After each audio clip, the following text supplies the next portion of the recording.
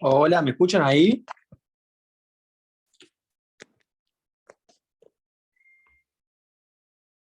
Hola. Hola, sí. Chicas, ¿a qué hora arranca la clase? ¿Y media? 8:30, todos los lunes y los miércoles. Ah, Pero listo, a joya. veces, listo, a veces tardan un poco más por ahí los profes. Bien.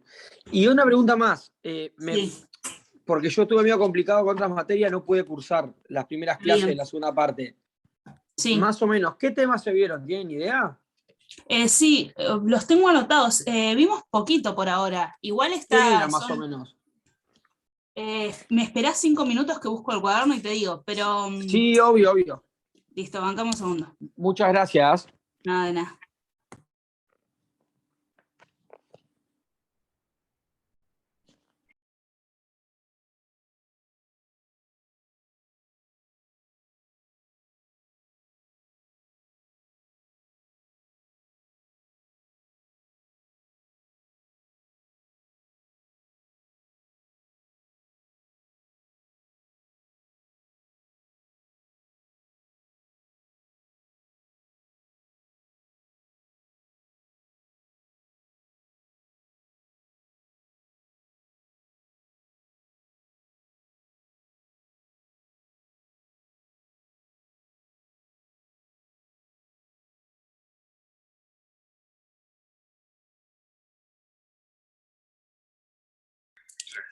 Mira, después en el grupo, si querés, pongo los temas que dieron, y porque ahora no lo tengo a mano, ¿te parece? Hola, Mariano. Bueno, no me responde. Hola Mariana, perdón, tenía el micrófono apagado. Dale, Ah, no hay bueno, listo. problema. Dale, dale. Muchísimas gracias. No, Muchísimas despreocupate. gracias. No, nada. Chao, chao.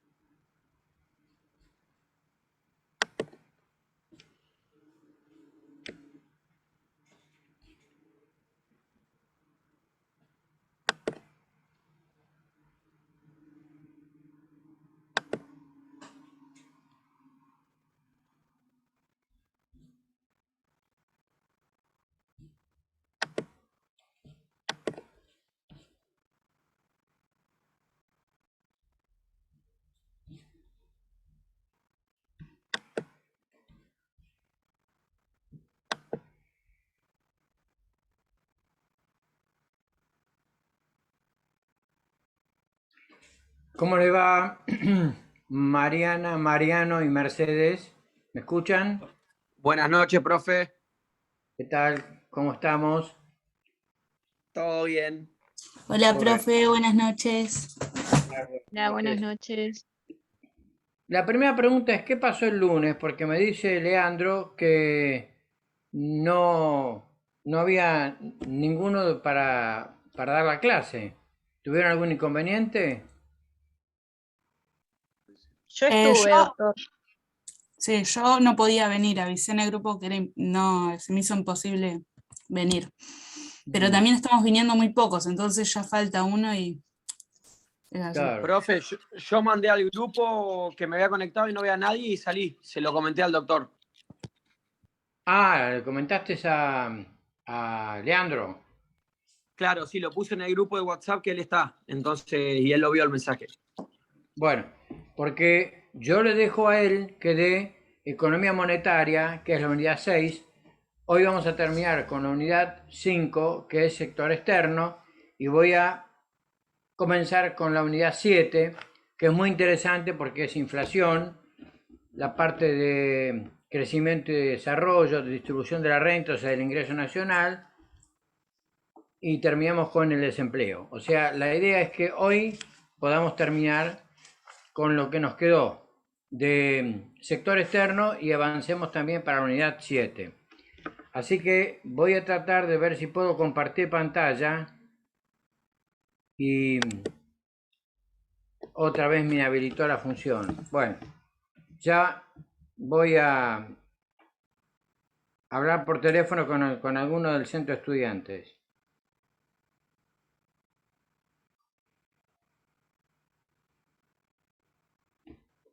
Ahí está Brandon.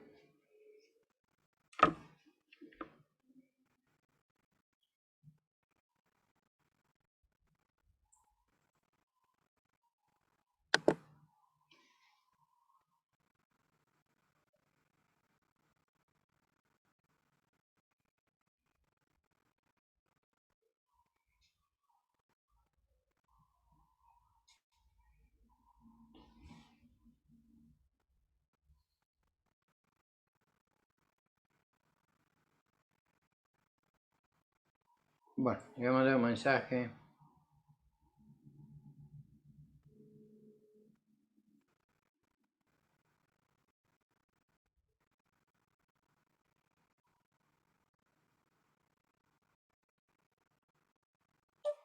Hola Brandon, ¿cómo te va? Buenas noches. Me dice que el anfitrión me inhabilita para compartir pantalla. Necesito por favor que me habilites, así puedo compartir la pantalla. Gracias.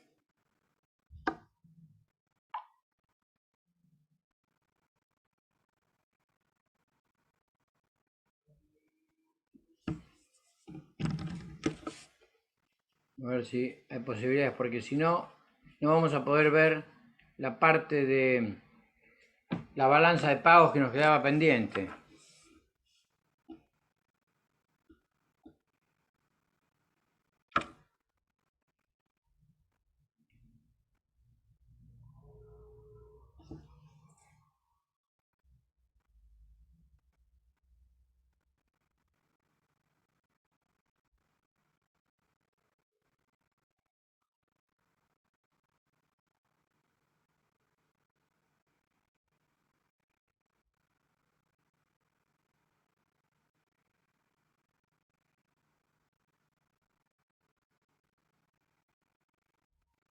Qué macana.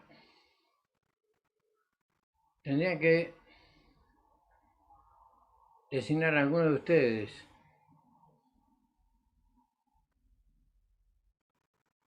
Yo, la verdad, profe, esa función no la sé cómo se usa.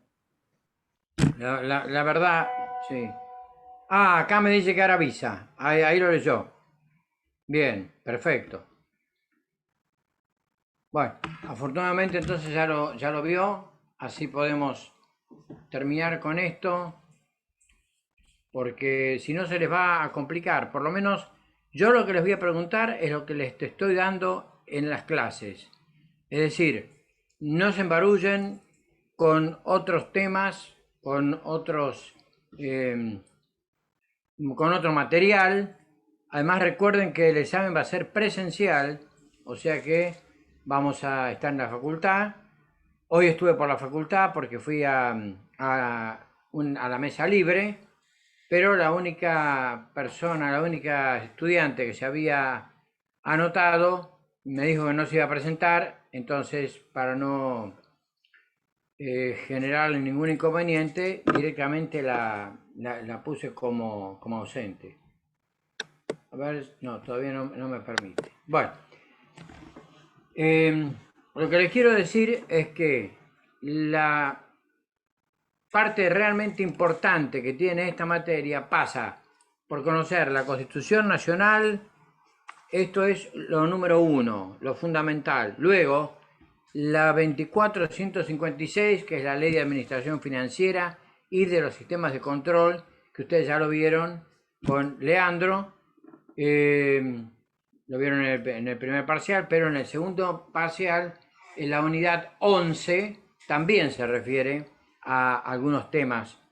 Después tenemos la Carta Orgánica del Banco Central, que es muy importante porque sobre eso gira toda la economía monetaria.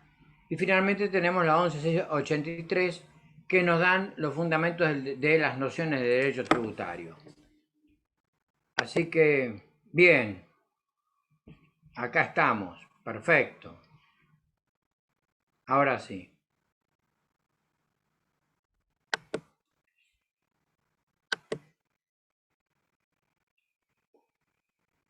Bueno, vamos a ir a donde quedamos, que era acá. Bien. ¿Se ve bien? ¿Estructura de la balanza de pagos? Sí, se profe, ve perfecto ahí. bien. Buenísimo. Bueno, Profe, esta bolilla me recuerda cuál era, que no me acuerdo. es la 5, o sea, sector externo. Buenísimo. Gracias. Por nada, a ver. Le voy a agradecer a Brandon. Bien. Perfecto. Bueno, vamos a continuar entonces con la balanza de pagos y luego vamos a terminar para pasar a temas que son muy actuales como es la inflación y como es el tema del desempleo.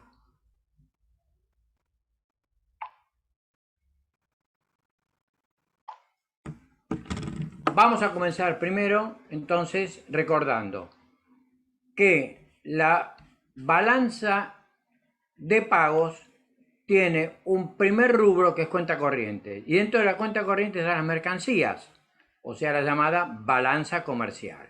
Bien, ahí se anotan las importaciones y exportaciones de mercancías sin incluir seguros ni fletes. Bien, tenemos las importaciones de mercancías, las exportaciones de mercancías y luego, ahora vamos a bajar un poquito.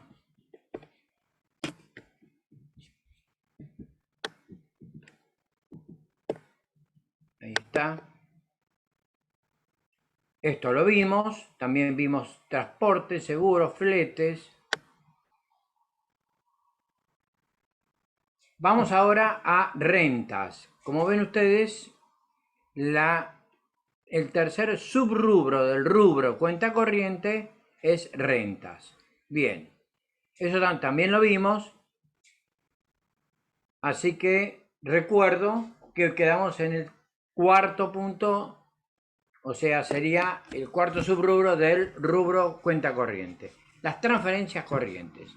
Esto se refiere a donaciones o subsidios públicas o privadas. Por ejemplo, el caso de ciertas donaciones que nos hace la FAO, la Federación Alimentaria, o la organización llamada Federación Alimentaria Mundial.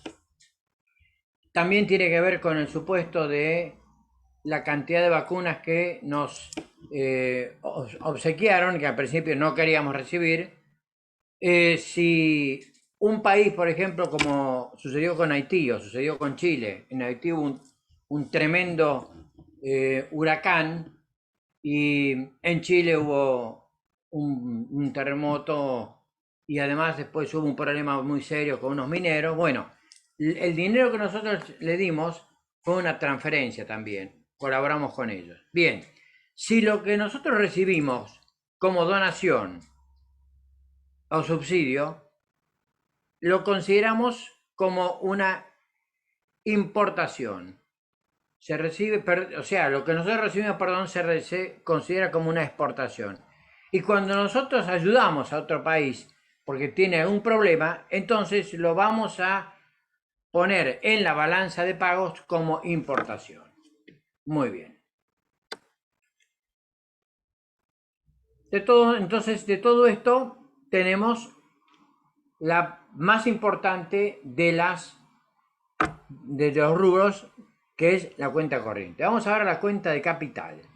Ahí en la cuenta de capital dice ingreso, recepción de fondos, pagos, préstamos de capital.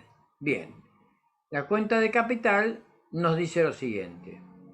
Se asientan las transferencias de capital, fondos por liquidación de patrimonio de emigrantes y la adquisición y enajenación de activos no financieros, como por ejemplo el caso de los recursos del subsuelo. Es decir, recuerden ustedes que por la reforma del 94 las provincias tienen el dominio originario de sus recursos naturales. Tienen la posibilidad de hacer contratos, de hacer licitaciones, de otorgar ciertos tipos de vinculaciones para explotar los recursos del subsuelo. En el caso puntual de Santa Cruz hubo una cantidad de concesiones que se hicieron para empresas petroleras que por supuesto no sabemos a dónde fue a parar todo ese dinero, que era sin duda mucho. Pero se anota esto también en la balanza de pagos, o sea, la cuenta de capital. Y luego tenemos la cuenta financiera, que como ustedes ven en el gráfico la cuenta financiera tiene 4 subrubros: inversión directa, inversión en cartera, otras inversiones y variación de reservas. Un tema muy interesante. Vamos a la cuenta entonces financiera.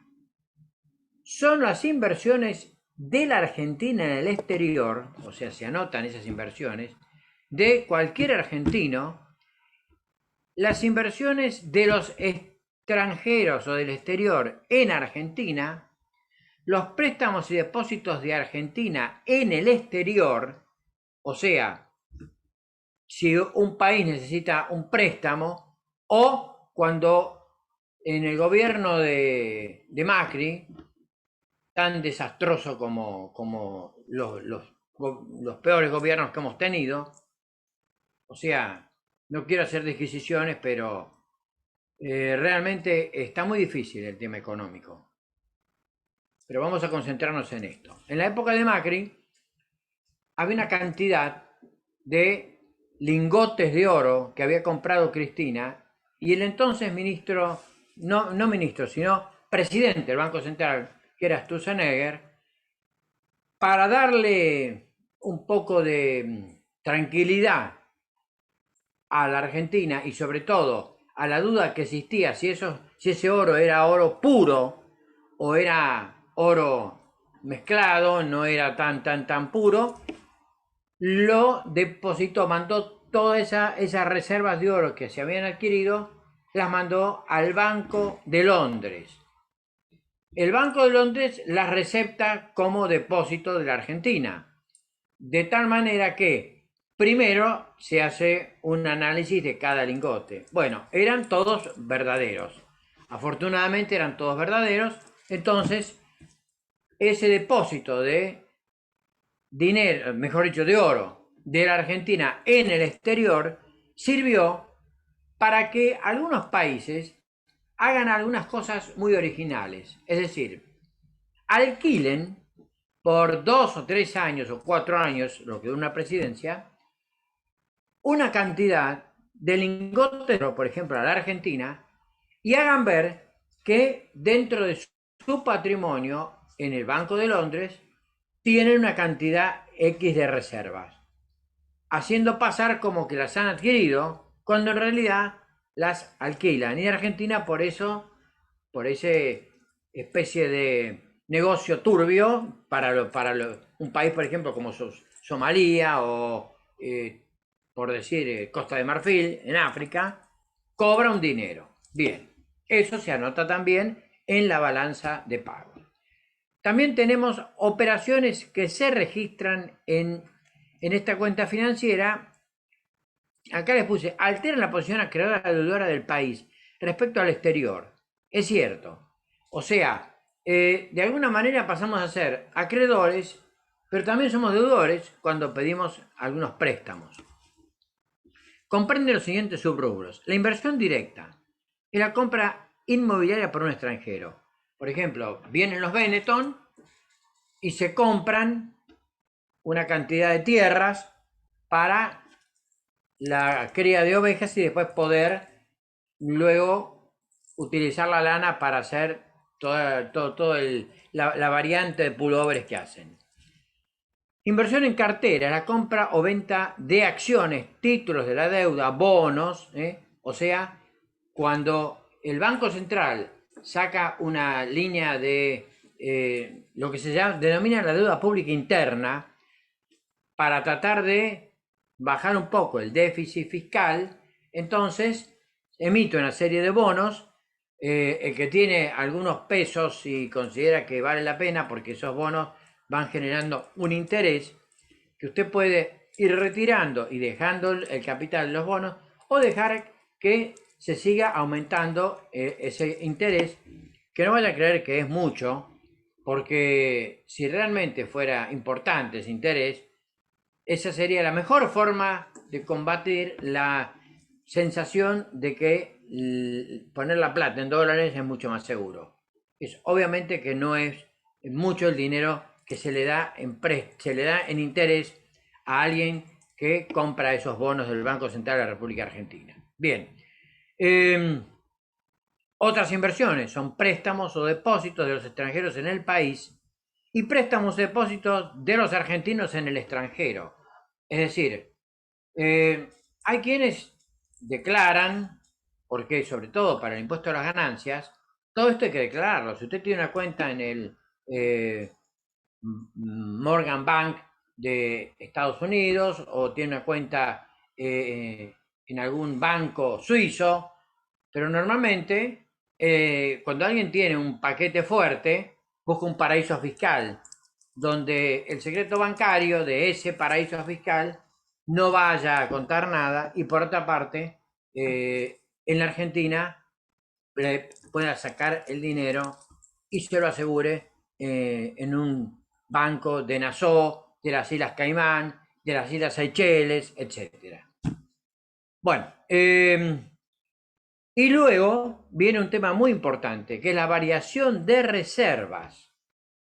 Acá este tema es fundamental, porque cuando queremos saber cuáles son la cantidad de reservas que tiene el Banco Central de la República Argentina, tenemos dos cuestiones. O sea, por un lado, lo que dice posesión de divisas, o sea, las reservas en moneda extranjera. Nosotros no solamente en el Banco Central tenemos reservas en dólares, sino tenemos reservas en swap, que es un dinero que nos han dado los chinos, que nos han obligado de alguna manera por los convenios que se hicieron en la época del pingüino, cuando estaba Néstor Kirchner, con Jinping. Entonces, esos swap determinan que en cierto momento tengamos que comprárselos, o sea, los tenemos nosotros, pero hay que hacerlos efectivos. Entonces nos dice China, necesito que me liquiden de los, por ejemplo, 1000 swap que tienen, que me vayan pagando 200 swap. Y entonces ahí viene el problema, porque tenemos que hacer todo un manejo para cumplir con los plazos que China nos puso cuando nos dio esos swap. Bien, y luego tenemos activos de reserva, que es el oro monetario. este tema sí, que es muy interesante. Yo los invito a que ustedes recorran por Google dónde se encuentra el oro, o sea, los lingotes de oro de la República Argentina. Mientras estaba De la Rúa en el gobierno, yo venía siguiendo este tema y nosotros, y yo personalmente lo vi, en un viaje en 1998 a Nueva York a hacer un curso sobre cómo funcionaban los tribunales, el juicio por jurados allá en Nueva York. Fue una semana y teníamos a la tarde la posibilidad de salir. Bueno, hay una calle en Nueva York que se llama Wall Street, famosa calle. En esa calle está la New York Stock Exchange, o sea, la Bolsa de Valores de Nueva York. Y en la puerta está el famoso toro, ese que uno ve muchas veces como ícono de la Bolsa de Valores de Nueva York. Bien, hay una excursión programada que usted sube y va caminando por unas barandas, un pasillo que está a una altura bastante considerable, y ve abajo cómo se realizan las operaciones de bolsa, que en realidad, si bien hay mucha gente, en aquella época había mucha gente, por lo menos en 1998, hoy todas las operaciones de bolsa se hacen mediante sistema informático. Pero hay un cartel bien grande, muy grande, en colorado, con números en colorado, que va diciendo, segundo a segundo, cuánto va aumentando la deuda externa de los Estados Unidos. O sea, que uno ve ahí cuánto es la deuda, cosa que nosotros no tenemos la certeza, la idea. Actualmente estamos cerca de los 350.000 millones de dólares de deuda externa de la Argentina. Te quiero comentar que en uno de los de las puertas contiguas a la Bolsa de Valores de Nueva York, usted baja por una escalera en aquella época, ¿no? Y es como si fueran las gateras de un edificio de propiedad horizontal. O sea, en esas gateras hay pequeñas como baúles que tienen rejas, incluso algunos están a la vista, otros están bien guardados, y entonces dice, por ejemplo, República Dominicana, México, Ecuador, El Salvador, Argentina. La primera impresión que tuve yo es qué poca confiabilidad que tienen los gobiernos de estos países desde el momento en que le alquilan esos lugares, estas gateras, a la Bolsa de Valores de Nueva York para poner el oro que sostendría las reservas de cada uno de esos países. Bueno, estaban ahí. Cuando llegó el santacruceño Néstor Kirchner, tan innombrable como el riojano, sucede que sacó todas esas reservas, ese oro, los lingotes, y lo mandó al Banco de Basilea. Más o menos todavía se podía saber. Pero a los 3 o 4 años, ¿dónde fue a parar el oro de Argentina? No se sabe.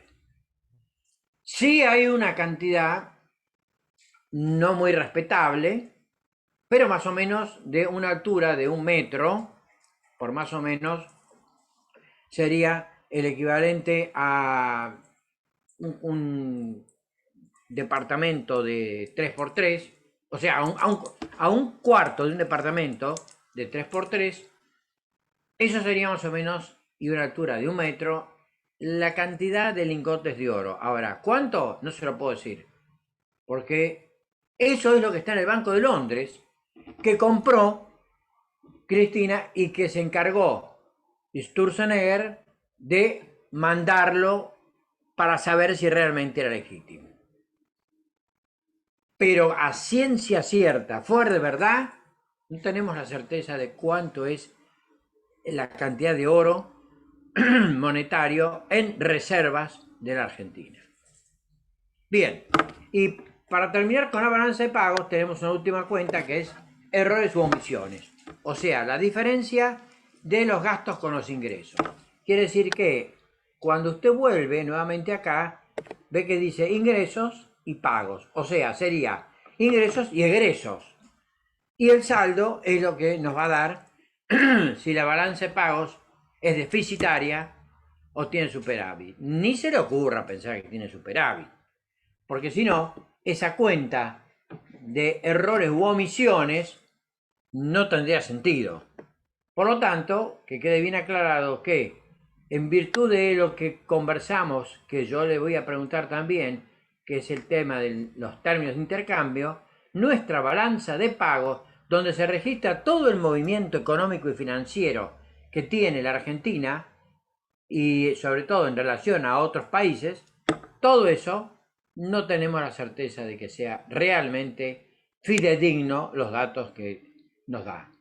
Bien. Otro punto, si ustedes van siguiendo el programa, tiene que ver con el mercado de divisas. Bien, acá se refiere a ese lugar donde se compran y venden monedas de distintos países. O sea, puede ser una casa en Mar del Plata, yo no voy a hacerle propaganda a nadie, ¿eh? Por eso le voy a hablar de alguien que quebró y que se fue a pique. Por ejemplo, John Stur. Era un lugar donde se compraba y vendía monedas de distintos países. Bien. También lo hacen en relación a solo una divisa. Lo hacían en relación a dos, o sea, a dólar y a euro. Lo hacían los bancos.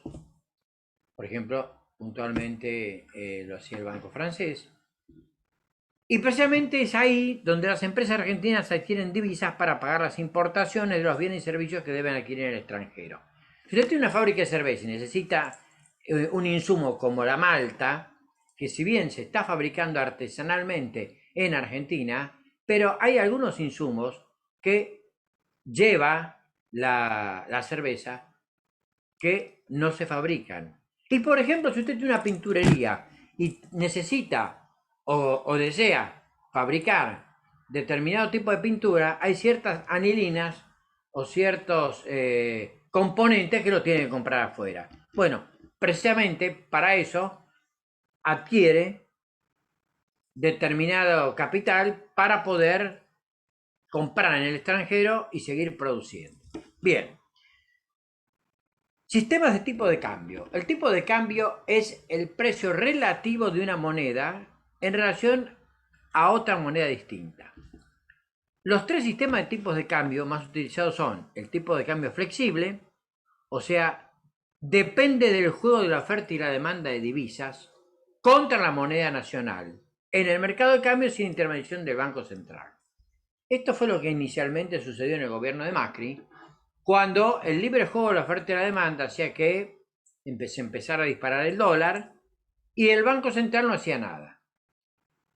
Pero resulta que le pidió un préstamo al Fondo Monetario Internacional, terrible préstamo, porque debió haberse hecho con el Congreso, porque expresamente así está en la unidad relativa a crédito público, pero cuando ciertas razones de urgencia lo requieren, entonces echó mano a DNU y adquirió ese dinero al Fondo Monetario Internacional y entonces estamos en el tipo de cambio flexible, perdón, tipo de cambio fijo.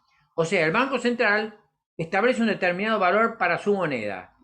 Para poder sostener el dólar al precio que lo estaba sosteniendo, o sea que estaba más o menos entre unos 30 o 40 pesos, parece mentira que tuvimos un dólar a ese valor,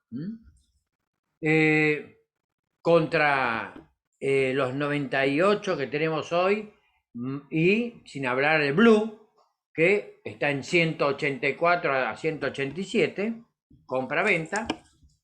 Entonces, el Banco Central empezó a comprar dólares o a vender dólares para darle un valor fijo y más o menos mantenerlo controlado. Bueno, Se llama tipo de cambio fijo. Entonces, le puso un determinado valor en relación a la moneda argentina. O bien, con respecto a otra, o a una canasta de monedas, porque en este momento se están barajando varias cuestiones vinculadas al tema de la moneda, y Leandro incluso ha tenido una charla con Martín Tetaz y otra con López Murphy, y no sabemos si para parar la inflación o para darle un poco de valor a la moneda argentina, una forma no sería adherirnos al real, que es la moneda más sólida de América del Sur. O bien, esto lo había propuesto en su momento Cavallo, cuando era ministro de Economía de la Rúa, que con determinadas monedas, por ejemplo, el dólar canadiense, la moneda de Nueva Zelanda, el dólar australiano, o sea, monedas que tienen un respeto y una estabilidad en el mundo sin necesidad de que sea el dólar norteamericano o el euro europeo. Bueno, no prosperó esa idea, pero existe lo de la canasta de monedas, de modo que es el Banco Central el que le pone el valor al dólar y el valor al euro y el valor a el real y otros valores a otras monedas. Por eso dice, y ahí les puse, que interviene comprando o vendiendo divisas con el objeto de mantener fijo el tipo de cambio. Bien, después tenemos tipos de cambio semifijos o mixtos, que son una combinación de los sistemas de flotación y los de tipos fijos. Es decir, no se ven ustedes que existe un sistema que, como les digo ahí, en este sistema semifijo o mixto, es un sistema de flotación donde el Banco Central realiza a corto plazo intervenciones para alterar los tipos de cambio en determinada dirección. O sea, así como existe la economía monetaria, que maneja este tipo de cuestiones, el Banco Central también interviene en la economía crediticia, que es la que tiene que ver con los créditos, las tasas de interés que le permiten a los bancos que le pongan a los créditos. Entonces es importantísimo. Y luego está la política cambiaria, que es en relación a este tema puntualmente esto, lo del mercado de divisas. Bien.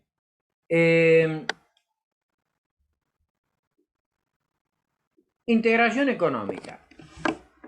Algo de esto tenemos que ver, porque es obvio y evidente que los países se unen, se fusionan para lograr lo que son los mercados que se abroquelan y frenan los problemas de otros mercados. Por ejemplo, ahí les digo, pretende la integración y unión entre países mediante la supresión de barreras arancelarias y la creación de un solo mercado supranacional. O sea, nosotros tenemos un mercado interno.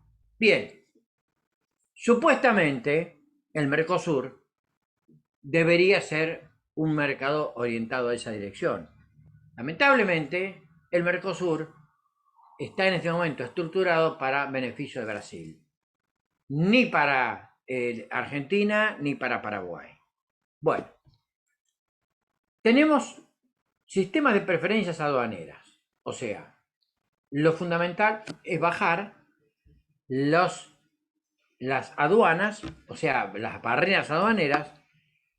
El caso es el NAFTA, o sea, son siglas de un mercado integrado por Estados Unidos, Canadá y México.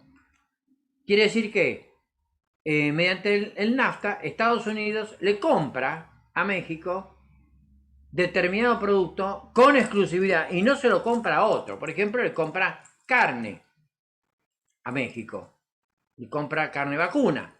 Por eso Estados Unidos es un muy mal comprador argentino porque no nos compra nada. Bien,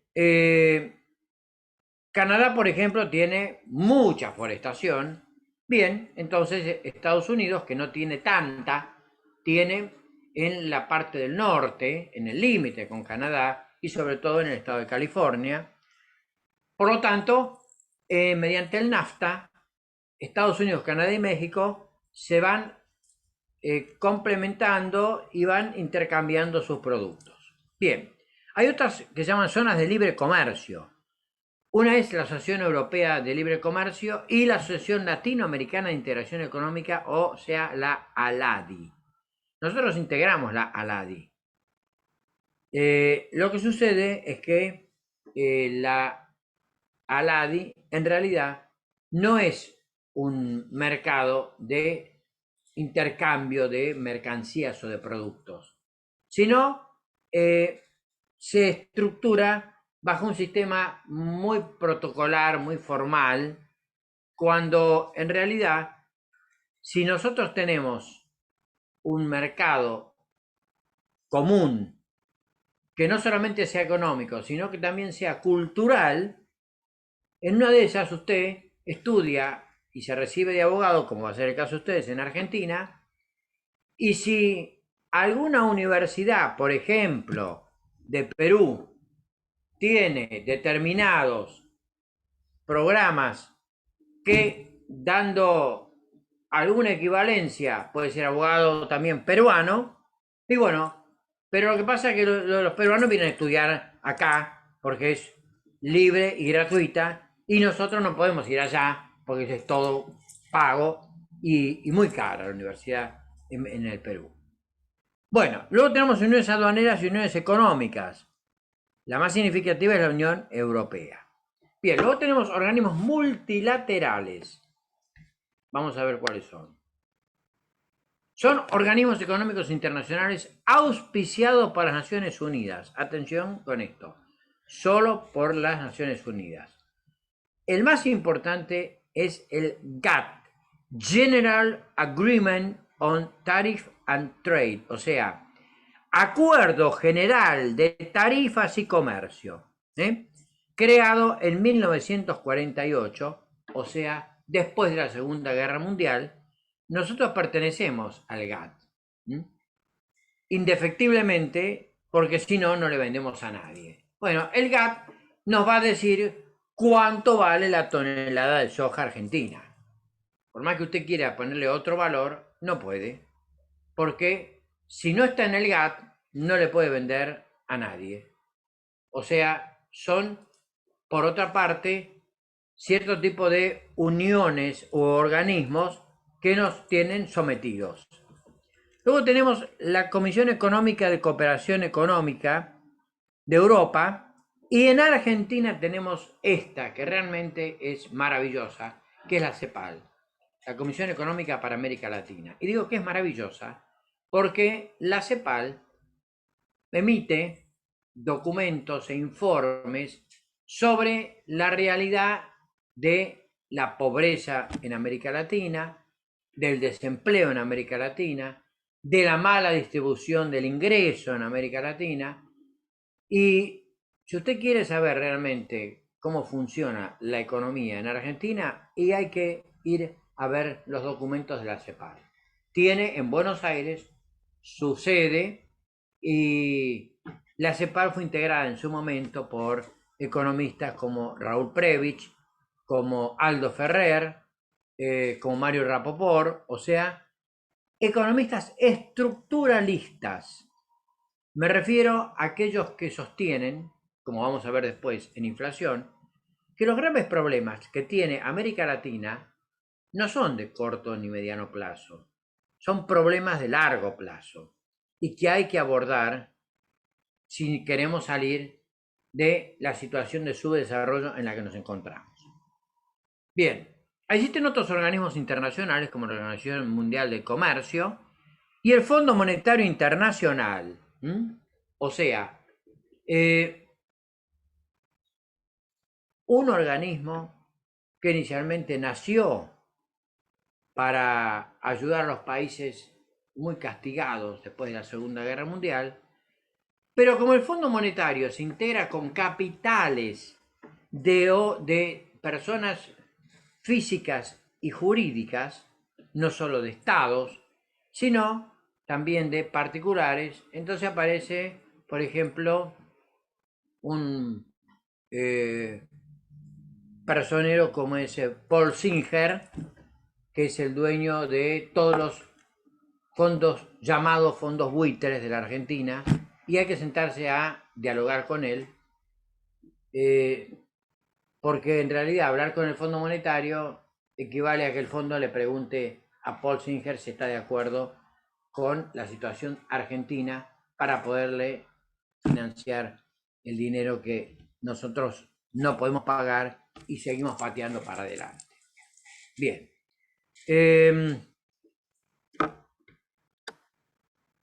Políticas aduaneras. Acá tenemos dos políticas, el libre cambio y el proteccionismo.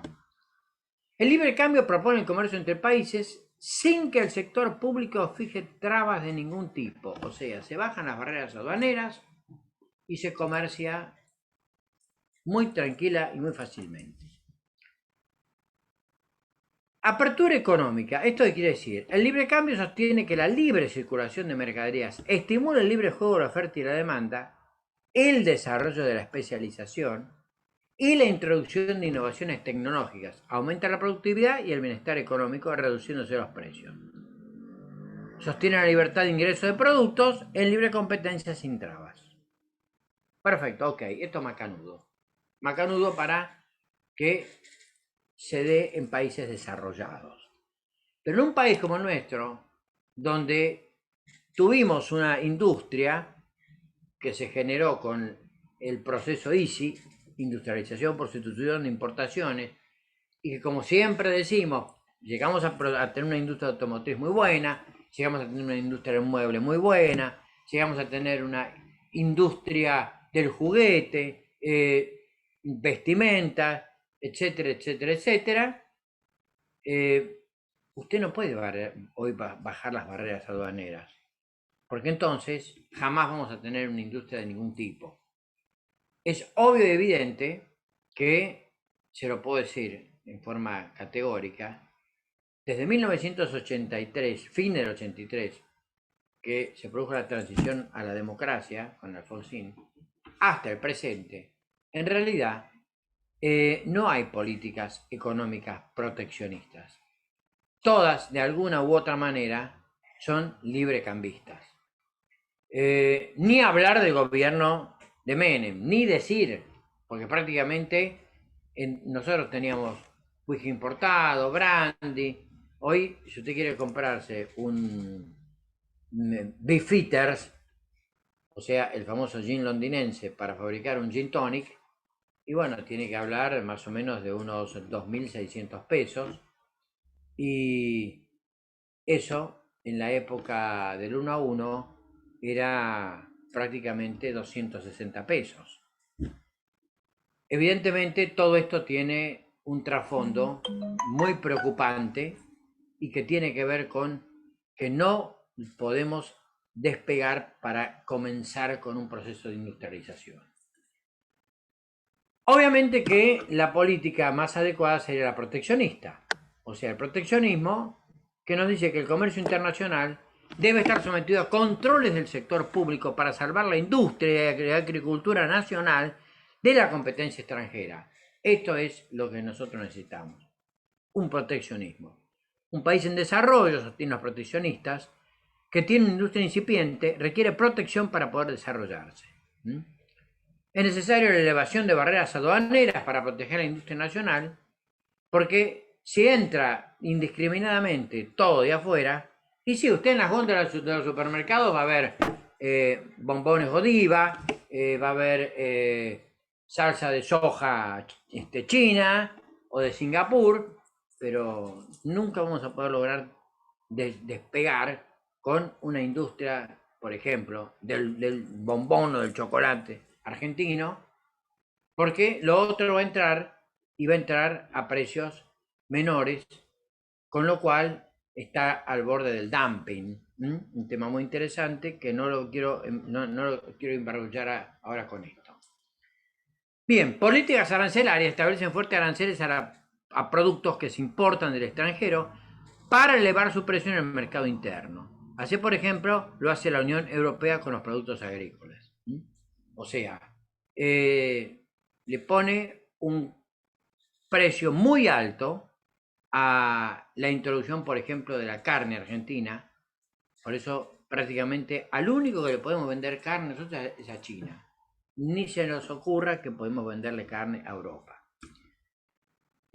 Políticas pararancelarias son reglamentaciones sanitarias y defensa del medio ambiente. O sea, esto está en el artículo 41, que lo vamos a ver en la unidad 9, cuando hablemos del papel del Estado de la economía y de las externalidades y de algunas empresas, como el caso de las papeleras de Fray Bentos, que hicieron desastres, y ni hablar de la Barrick Gold Corporation, que después vamos también a conversar cuando lleguemos a esa unidad.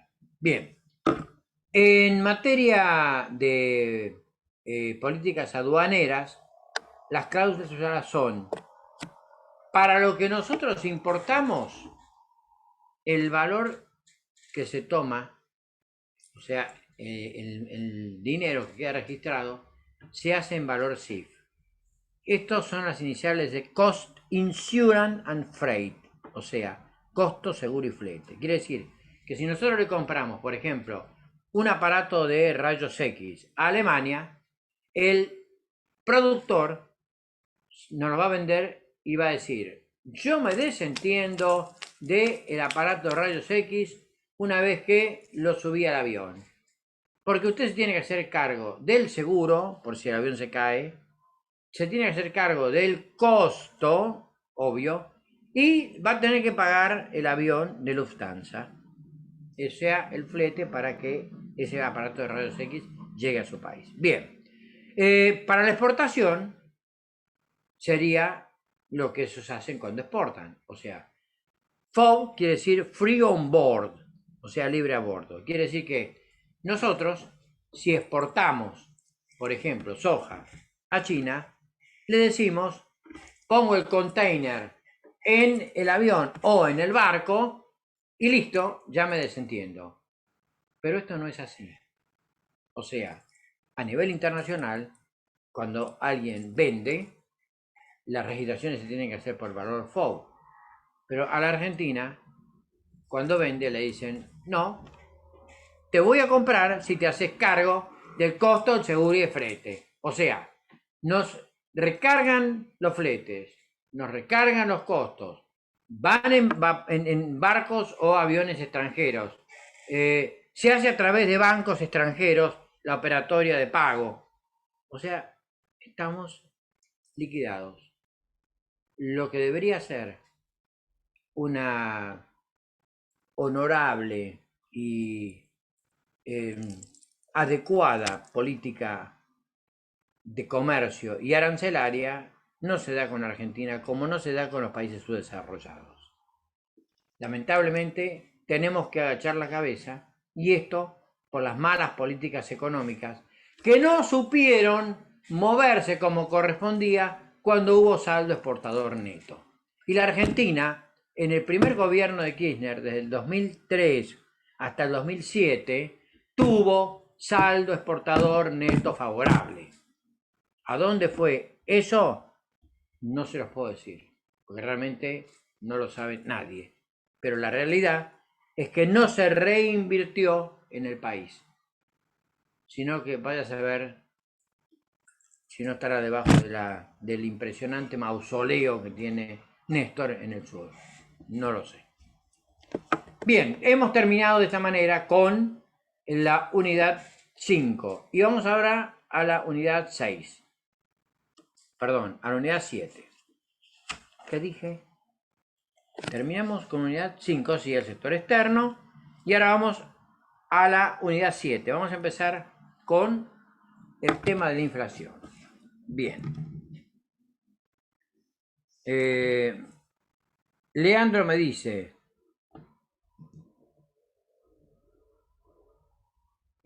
a ver, que les transmita que el lunes va a haber clase, como es normal.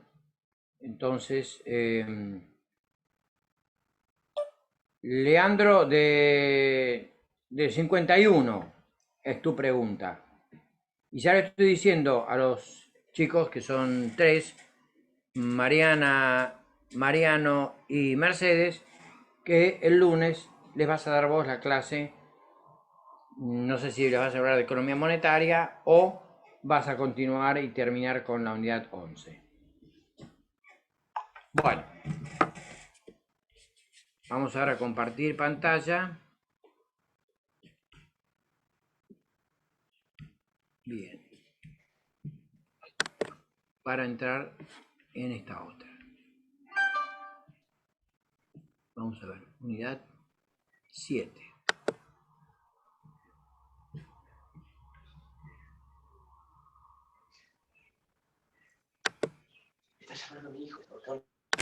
Vamos a ir a compartir.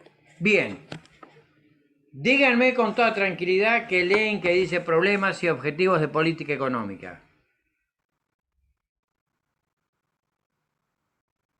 No se apuren, es de a uno. Sí, profe, Sí, se ve. profe, se ve bien.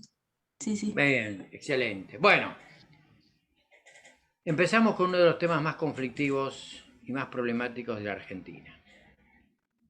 Vamos a tratar de que ustedes vean, a ver qué me contesta Leandro. Bien. Bueno, perfecto. No, está bien. Que el lunes entonces él les va a dar la parte de economía monetaria. Bien. Bien. Entonces, ¿qué entendemos por inflación? A ninguno de ustedes les voy a explicar qué es la inflación, porque todos ustedes saben cómo se cae el peso, cómo se viene abajo. Creo que el mes pasado salía, por ejemplo, un café con un tostado, por decirle, 200 pesos, este mes sale 250 o 280. Y ya no hay un café por 100 pesos en ningún lugar. Se terminó. Quiere decir que hoy el billete de 100 pesos es prácticamente el billete de 10 pesos de enero de este año o de diciembre del año pasado. O sea que es obvio y evidente que todos ustedes saben. Pero yo les voy a dar los conceptos para que precisemos, y valga redundancia, en forma precisa, cuál es el concepto de inflación. Dos autores norteamericanos, padre e hijo, Wohnacott y Wohnacott, dicen que es el aumento del nivel general de los precios. Bueno, yo se lo hago más simple. Le doy la de Mochón Morcillo y, o sea, Francisco Mochón Morcillo y Vicente Becker, y dice que es el crecimiento generalizado y continuo de los precios y bienes y servicios de una economía. Atención con esto. No es que aumentó el tomate y el resto se quedó como está, o que aumentó la nafta. No. Aumenta todo. Todos los precios y servicios de una economía. Hasta el Estado es uno de los principales generadores de inflación. Si reflejamos el fenómeno con su consecuencia inmediata, podemos decir que existe inflación cuando ante un aumento en el nivel general de precios se produce una disminución en el poder adquisitivo del dinero. Mire, yo tengo un especial cariño por este tema porque, y discúlpeme, Furundarena, ustedes lo saben, no es modesto, y cuando concursé, yo rendí 4 concursos, revalidé 4 veces la cátedra de Historia y Constitución a la titularidad y 3 concursos para llegar a ser adjunto y adjunto a cargo de la cátedra de Economía y Finanzas. Y me acuerdo que el tema era inflación por deficiencias estructurales. Bueno, había 4 cargos y yo tuve la satisfacción de ser, discúlpeme la modestia, el único abogado que ganó el concurso. Después también lo ganaron 3 contadores.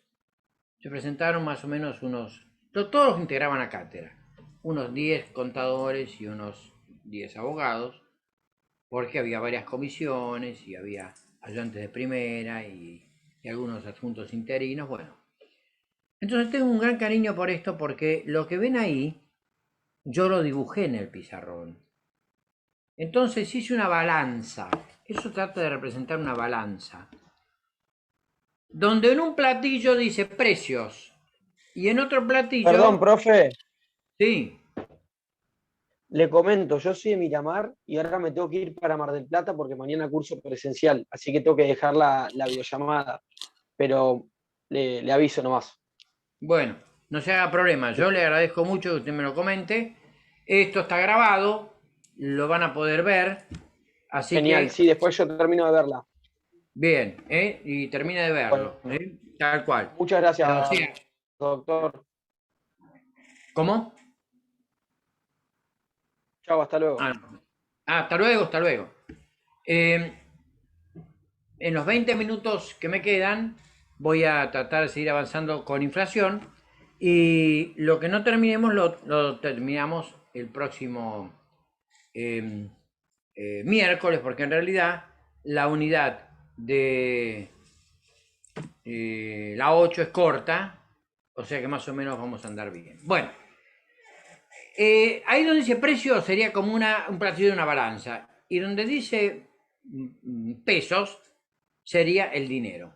Entonces, aumentan los precios y va cayendo el poder adquisitivo de la moneda. Es decir, lo que usted compraba con su sueldo, ya hoy no lo puede comprar. Y ya tiene que recurrir a la tarjeta de crédito y tiene que financiar y tiene que pagar los mínimos y la cosa se le complica porque la escalada de precios es cada vez mayor. Entonces, hay un autor que se llama Andrés Noya, que yo consulté, y que es muy interesante lo que dice porque es muy eh, específico o muy clarificador, sería la palabra más adecuada. Él compara el cuerpo humano, o sea, la economía con el cuerpo humano. Y dice que los precios son como la sangre en la economía.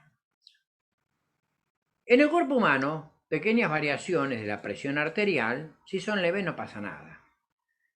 Si usted tiene 8,12, 8,13, 8,14, bueno, más o menos se maneja, está ahí.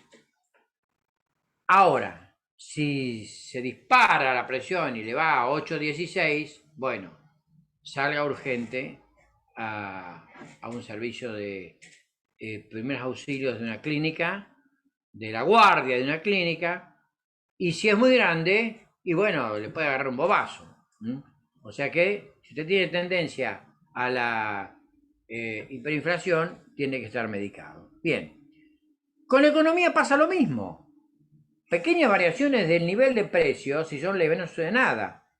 Pero si empieza a dispararse de la manera que se disparan, y la economía se va a pique. Y no sabemos con cuánta inflación vamos a terminar a fin de año. Porque realmente yo le digo que las cosas cada vez se disparan más. Es muy serio lo que está pasando con la economía de la Argentina. Y los sueldos no van acompañando esos aumentos de precios. Por lo tanto, partiendo de esto, podemos decir cuáles son las características de un proceso inflacionario. En primer lugar, es sostenido. Es decir, no hay incrementos circunstanciales o coyunturales. Supongo que tuvimos una muy mala cosecha y aumentó el precio del cereal y el pan se disparó. No, no son incrementos circunstanciales o coyunturales, sino que esto va siguiendo. Suele suceder, por ejemplo, que llega Semana Santa, aumenta el pescado, porque la gente consume, cuando hay más demanda hay más aumento de los precios, pero cuando se terminó Semana Santa y la gente no consumió pescado, el pescado sigue su escalada de precios. Generalizado, aumenta al mismo tiempo todos los bienes de la economía, todos. O sea, aumenta los bienes y aumentan los servicios. Y significativo, porque a consecuencia del aumento de precios cae el poder adquisitivo del dinero. Chao, arréglese como pueda. ¿Cómo medimos la inflación? La inflación la medimos a través de 3 formas. La primera es la del conocido IPC, o sea, el índice de precios al consumidor. Mide las variaciones de los precios al por menor de una serie de artículos seleccionados de la canasta familiar. Por ejemplo, el pan, lo que usted va a comer normalmente, la yerba, el azúcar, el arroz. En el periodo de un año, examinándolo mes por mes. Entonces, cuando le dicen que para saber cuánto fue la inflación del mes de septiembre, tenemos que esperar que termine octubre, porque tenemos que comparar la inflación del mes de septiembre con la de agosto. De esta manera, entonces, vemos cuánto aumentaron, y bueno, y nos dicen grandes disparates. La inflación fue de un 4%. Si fuera de un 4%, como nos están queriendo hacer creer, a 10 meses tendríamos una inflación del 40%. Ya no es poco, Enero, febrero, marzo, abril, mayo, junio, julio, agosto, septiembre y octubre. 10 meses a un 4% son 40%. No es poco. Yo le puedo asegurar que estamos trepando el doble. Estamos en el 80%. Y le puedo asegurar que vamos a terminar el año con una inflación del 120%. Quiere decir que lo que en enero valía 100 pesos, pues en diciembre va a valer 200 en principio. O sea, se va a duplicar el valor de un bien. Pero yo no creo que lo que valía en enero 100 pesos en diciembre valga 200. Por lo tanto, creo que lo que valía en enero 100 pesos en diciembre va a valer 300. Por lo tanto, la inflación no va a ser del 100%, sino que va a ser posiblemente del 200%. Lo vamos a ver en los precios. Bueno, otro es la inflación de precios al por mayor, o sea, la llamada IPPM. Mide las variaciones de precios de la producción representativo de la estructura productiva. Por ejemplo, nuestro país siempre fue tradicional, era un país agroexportador, entonces era tradicional que el precio por el cual se actualizaba, o las variaciones de precios, se hicieran en función al valor del cereal o en función al valor de la carne. Tonelada de cereal o tonelada de carne. Bien, en realidad, hoy por hoy, podemos decir que el bien más representativo de la economía argentina es la soja. O sea, para medir la inflación por el IPPM, índice de precios al por mayor, utilizamos el valor de la soja. Y luego tenemos un último sistema de medición que se llama deflactor del PBI. ¿Qué quiere decir esto? Deflactor sería como desmenuzador del PBI. ¿Y por qué desmenuzador? Porque mide la variación de precios de todos los componentes de esa magnitud macroeconómica. O sea, los 4, no se olviden. Consumo privado, gasto público, inversión y saldo exportador neto. O sea, vamos a ver cuál fue la inflación al término del año midiendo cada uno de esos. Pero resulta que saldo exportador neto, vamos a tener una balanza comercial deficitaria. Inversiones, ¿de qué inversiones me vienen a hablar en la Argentina? Gasto público. Mire, créame que yo le digo que el único gasto público que hay es los planes asistenciales. Porque gasto público en escuelas, o sea, en educación, en salud, con los problemas sanitarios que hemos tenido, en justicia.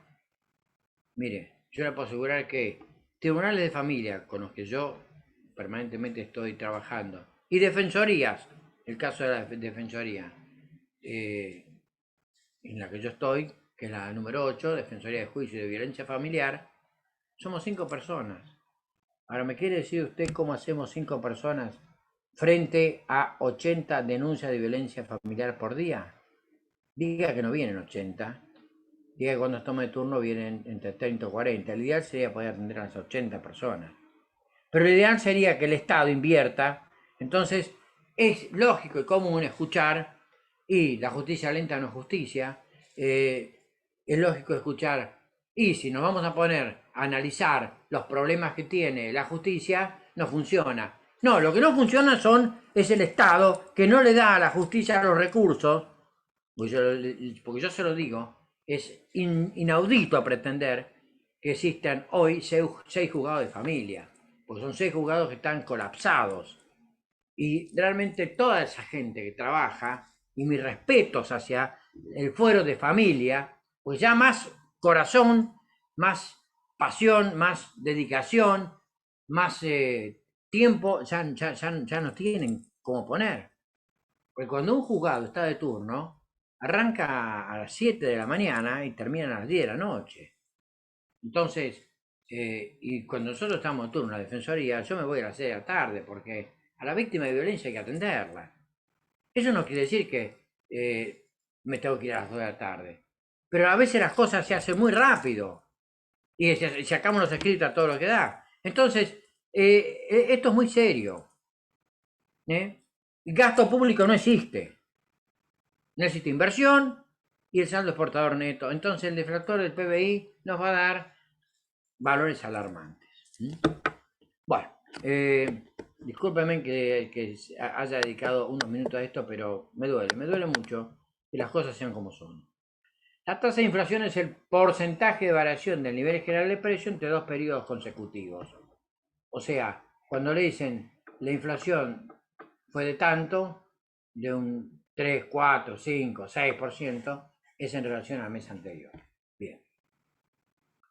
O le puedo decir, la inflación anual fue de tanto y el año pasado fue de tanto. La del año pasado es la que se compara con la del anteaño, porque tiene que ser la comparación entre 2 periodos consecutivos. Bien. Grado de inflación, la abierta, se ve a simple vista. Usted entra al supermercado y dice, Dios santo, yo estaba comprando determinado vino, un vinito, hace una semana y media, 2 semanas, por ejemplo, un 33, o un Uxmal, un vino de batalla, y lo estaba comprando a 200 pesos y ahora está en 350. ¿Y cómo puede ser? Y sí, pasa, que de una semana a otra le aumente casi el doble. Entonces, usted imagínese que si en un mes tenemos aumentos del doble, entre el primero y el 30 del mes, no me vengan a decir que vamos a terminar con una inflación como supuestamente decía el presupuesto del año pasado, de un 45 a un 50%. La encubierta o reprimida, los precios están controlados, pero esconden aumentos. Así aparece el mercado negro, el desabastecimiento. Usted dice, ¿qué pasó con esta góndola? O le dice, no, sí, pero no se puede llevar más de 2 botellas de aceite por persona. De modo que empieza a haber desabastecimiento. El mercado negro es, sí, yo la voy a contratar, pero la voy a tener en negro. O sea, empleados que están trabajando y figuran en negro. Hiperinflación. Esto sucedió en la época de el presidente Raúl Alfonsín. En un mes los precios subían más de un 50%. Es así. O sea, ¿nosotros tenemos ahora hiperinflación? No, estamos peor. Tenemos un tema que sea, o una designación de inflación que se ha instalado, que los americanos le llaman stagflation, pero lo dicen en relación a los países del sur, o sea, los países latinos. Es un proceso que combina la inflación, o sea, aumentan los precios, más baja productividad, o sea, se produce muy poco, más aumento del desempleo, que se produce porque hay insuficiente oferta de bienes. Entonces, como no hay oferta porque no se produce, entonces las empresas despiden a sus trabajadores. Cayó Garbarino, una empresa que tenía sucursales en todo el país. Y bueno, era una empresa que vendía electrodomésticos, que vendía plasmas, smart, cocinas, heladeras, en fin. Y cerró. Entonces, ¿y por qué cerró? Y porque no puede vender nada. Y porque la gente no compra. Si se instalan las 12 cuotas, y bueno, por ahí usted tiene posibilidades, pero las 12 cuotas las va a tener en ciertos momentos, cuando el Banco de la Provincia de Buenos Aires le dice aprovecha ahora. Entonces yo voy a comprar una goma para la camioneta y ya me agarro la cabeza porque son 50.000 pesos una goma. Diga que la puedo pagar en 12 cuotas, pero otros lugares le dan 3 cuotas. Y entonces usted no puede, ya no puede. ¿Cuáles son los efectos de la inflación? Pérdida del valor del dinero, que es un perjuicio, caída del salario del empleado, otro perjuicio. Deudores con obligaciones a tasa fija son los únicos ganadores. Pero ¿sabe cuánto hace que no existe en el país una tasa fija? Es mentira eso de la tasa fija. No es cierto. Cuando le dicen 12 cuotas a tasa fija, usted cree que es así. Pero lo más probable es que cuando vaya a renovar la tarjeta anual, diga, ¿cómo? Si el año pasado yo pagué 2.000 pesos por la renovación de la tarjeta y este año estoy pagando 5.000. O sea, los bancos hacen su negocio, no vaya a creer. Bien. Y los empleados que pagan un sueldo fijo también son ganadores de esta cuestión. Bueno, faltando 3 minutos, les voy a decir cuáles son las teorías tradicionales de la inflación, pero no las voy a desarrollar porque cada una, fíjese que hay varias cosas: inflación de demanda, inflación de costos, inflación estructural, o sea que requiere un comentario y una serie de análisis. Entonces les voy a decir que en general, y para terminar, son 3 las teorías tradicionales de la inflación, o sea, las causas de la inflación.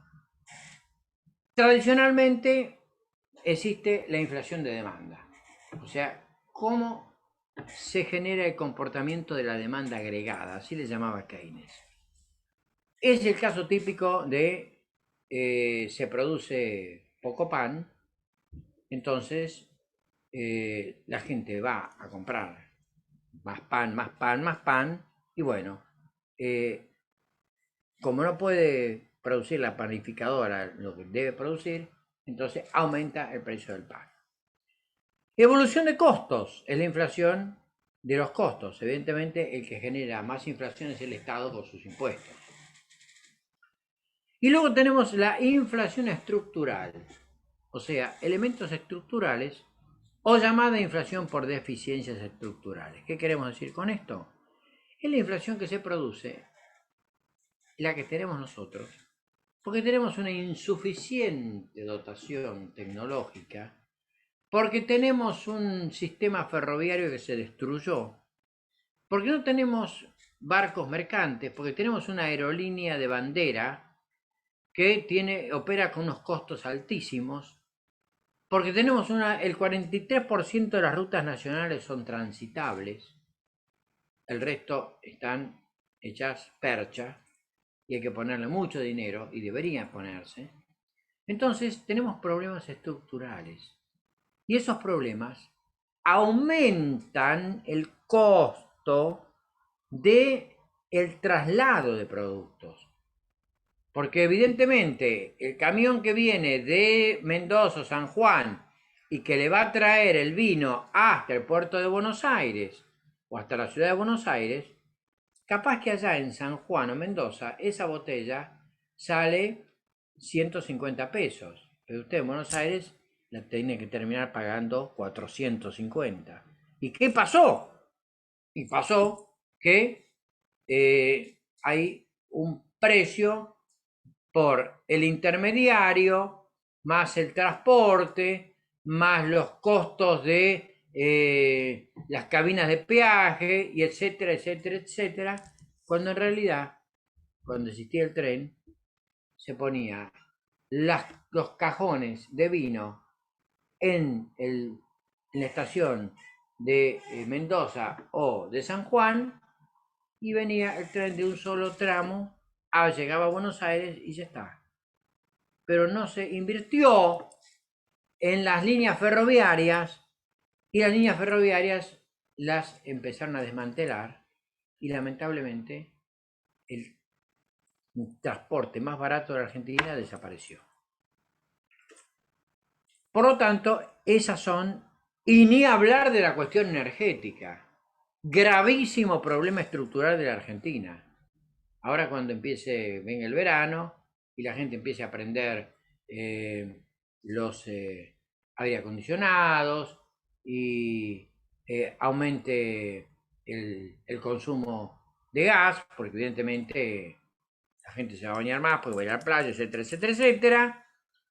Y bueno, el problema energético es grave también en la Argentina. Bueno, Frundarena no quiere tirarle más mala onda, ni es la voluntad mía amargarlos, pero hay una realidad. Hace 37 años va a ser en diciembre que volvió la democracia a la Argentina, y todavía no sabemos cuál es el modelo económico. Los países desarrollados que padecieron la Segunda Guerra Mundial en Europa, les bastó nada más que 15 años para llegar a ser lo que son. Alemania, Noruega, Suecia, Dinamarca, etc. Países con una economía absolutamente floreciente. Algunos chiquititos, chiquititos, como el AMBA, o sea, el área metropolitana de Buenos Aires más o menos como Bélgica, como Holanda, y son potencia. A ver, explíqueme por qué. Y porque supieron hacer las cosas, y porque supieron tener las industrias que tienen. Entonces nosotros no sabemos, no supimos, no pudimos, no quisimos, ya no sé qué explicación poder encontrarle. Pero créanme que durante todos los años que he dado esta materia, jamás entendí por qué la Argentina no ha salido adelante. Y finalmente termino con una conclusión. Esto es una suma de corrupción gubernamental, más connivencia con dirigencia sindical, más muy poca capacidad en las relaciones exteriores de la Argentina para saber que cada embajada tiene su equipo de comercio para poder hacer los contactos correspondientes, y no se lo ha hecho. O sea que son varias las razones por las cuales estamos estancados. Y así es el título del libro que sigo escribiendo y que espero poder publicar antes de fin de año o para fin de año. El modelo económico y financiero de una Argentina estancada. Estamos estancados. Mercedes, Mariana, que tengan muy buen miércoles. Estudien, disfruten el estudio, métanse en los problemas de la Argentina, porque dentro de menos de un mes votamos y ejercemos un derecho muy sagrado, o sea, la participación del ciudadano en las cuestiones del país. Cuando vayamos a poner el voto, pensemos muy bien que con nuestro voto estamos definiendo, en términos generales, el próximo gobierno que va a ser elegido en el 2023. Muchísimas gracias por seguirme y seguirnos, a Leandro, a mí, Mariana y Mercedes. Que tengan buenas noches. Gracias, profe. Buenas noches. Buenas noches. Muchas gracias. Chao, chao.